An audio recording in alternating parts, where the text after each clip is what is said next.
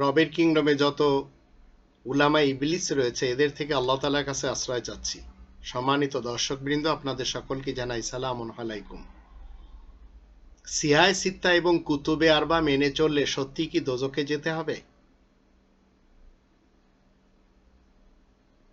রবের পথ থেকে সরানোর জন্য শিয়া মুসলমান, সুন্নি মুসলমান এবং সালাফি মুসলমানেরা 6টি এবং 4টি গ্রন্থ রচনা করেছে।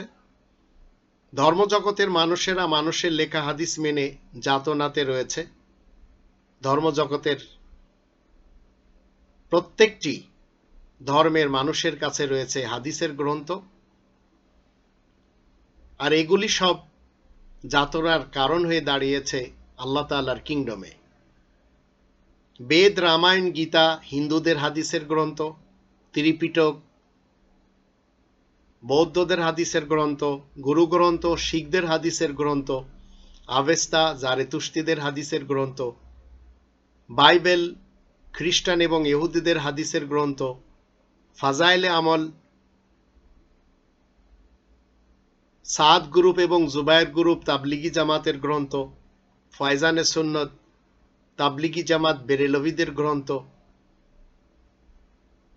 বুখারী, মুসলিম, আবু দাউদ, তিরমিজি, নেসাই, ইবনে মাজা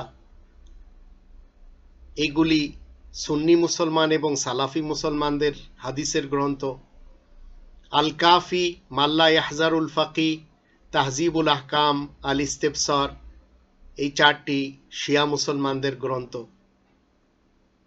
এখন যারা কুতুবে আরবা আর সিহায় সিত্তা মেনে চলছে এবং মানুষের লেখা হাদিসের গ্রন্থ মেনে চলছে, এরা সবাই রবের কিংডমে বিভিন্ন ধরনের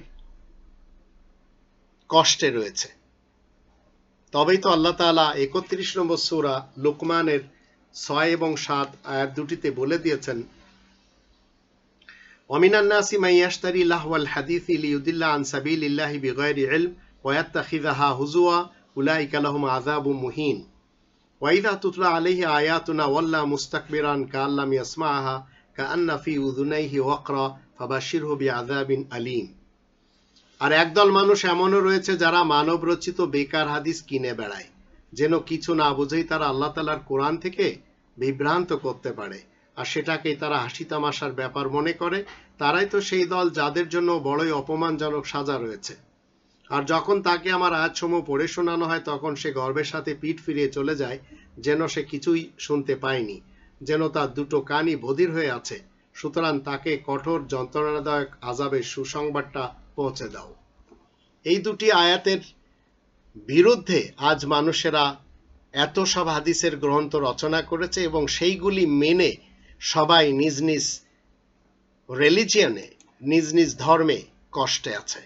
তবে আমরা মুসলিম যারা রয়েছি শুধুমাত্র আহসানুল হাদিস মেনে শান্তিতে রয়েছি। এই কালে এবং পরকালে আশা রয়েছে অশান্তি থেকে বাঁচার।